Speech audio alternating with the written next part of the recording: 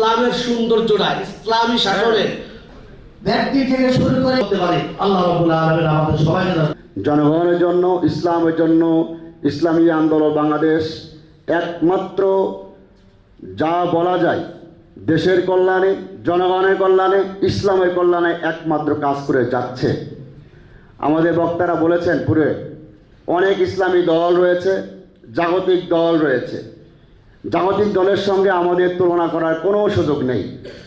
জাগতিক দলের প্রধান কারণই হচ্ছে নেতাকর্মীরা ওনাদেরকে বাহাবা দিবেন, নেতাকর্মীরা চাঁদাবাজি করবেন, নেতাকর্মীরা ধান্দাবাজি করবেন, লুটতারাজ করবেন, দখলদারিত্ব করবে, তার নেতা হয়ে যাবে। তাদের সঙ্গে আমাদের কোনো তুলনা করার প্রশ্নই নাই।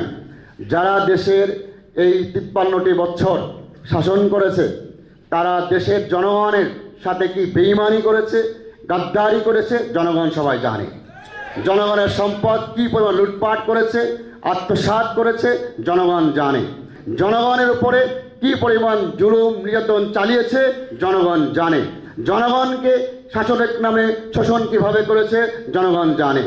অতএব আমরা বলতে চাই, এতদিন 53 বছর পর্যন্ত যারা দেশের ক্ষমতায় ছিল তারা জনগণের বন্ধু নয়, দেশের বন্ধু নয়, ইসলামের বন্ধু হওয়ার প্রশ্নই ওঠে না। বিগত সরকার বাংলাদেশের এমন কোনো সেক্টর নাই যে সেক্টরকে ধ্বংস করে নাই। আমাদের শিক্ষা ব্যবস্থা তছনছ করে দিয়েছিল। শিক্ষা ব্যবস্থাকে একেবারে ভারতের শিক্ষা ব্যবস্থায় পরিণত করেছিল। আমাদের অর্থনীতিকে ভারতের অনুগত, ভারতের কল্যাণে আমাদের অর্থনীতিকে সে নিবেদিত করেছিল। আমাদের বিচারকদেরকে এই আওয়ামী ফ্যাসিস্ট হাসিনা সরকার বিচারকদেরকে পর্যন্ত ভারতে নিয়ে ট্রেনিং দেওয়ার ব্যবস্থা করেছিল। আমাদের সেনাবাহিনী, আমাদের পুলিশ বাহিনী সব কিছুকে, আমাদের বিডিআরকে ধ্বংস করেছে, যা বিশ্বের ইতিহাসে বিরল হয়ে আছে। এমন ঘটনা বিশ্বে কোথাও ঘটে নাই।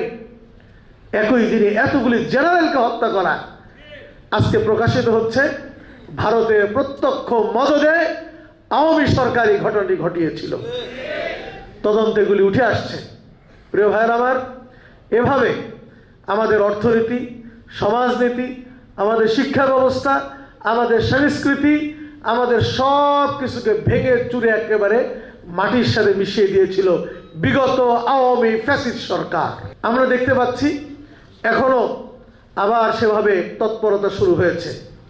কেউ কেউ একদিকে আমাদের পার্শ্ববর্তী রাষ্ট্র ভারত নানানভাবে উস্কানি দিচ্ছে, আবার আমাদের দেশে কিছু তাদের দালালেরা তাদের সাথে একত্রতা ঘোষণা করার জন্য অপচেষ্টায় লিপ্ত আছে। কথা বলেন ঠিক কিনা? আমরা স্পষ্ট জানিয়ে দিতে চাই, ভারত আয়তনের দিক থেকে আমাদের চেয়ে বড় কোনো সন্দেহ নাই। কিন্তু ভারতকে মনে রাখতে হবে, মনে রাখতে হবে পেটের মধ্যে যদি ব্যথা হয় তার মাথাও কিন্তু ঠিক থাকে না। মাথায় যদি ব্যথা হয় সারা শরীর কিন্তু ঠিক থাকে না। মনে রাখবেন, বাংলাদেশকে যদি অস্থির করার সামান্যতম চক্রান্ত করেন, পুরা ভারত কিন্তু অস্থির হয়ে যাবে, কেউ ঠেকাইতে পারবেন না, টিকতে পারবেন না আপনারা। এটা মাথায় রাখিয়েন। বানোয়াটি কিছু গাঁজাখুরি গল্প সাজিয়ে আমাদের দেশের বিরুদ্ধে ষড়যন্ত্র করছেন, এগুলি অনতিবিলম্বে বন্ধ করেন।